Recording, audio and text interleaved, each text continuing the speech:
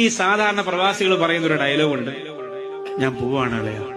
എടാ എന്താ 2 മാസം ലീവ് എന്ന് പറഞ്ഞ് വന്നിട്ട് പോവാ.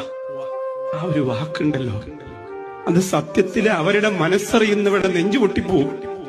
ഞാൻ പോവാണടാ, 2 മാസത്തെ ലീവിന് വന്നിട്ട് പോവാണോ? പോണം, ഇവിടെ നിന്നാല് പ്രയാസാണ് എന്ന് പറഞ്ഞ് കണ്ണീരോടെ പറയണ ഒരു വാക്കുണ്ട്. അവർക്ക് നിൽക്കാൻ കഴിയാത്തത് എന്തുകൊണ്ടെന്നറിയോ? പൈസ ഇല്ലാത്തോണ്ടല്ല, സ്നേഹം കുറഞ്ഞു പോകുന്നുണ്ടാ.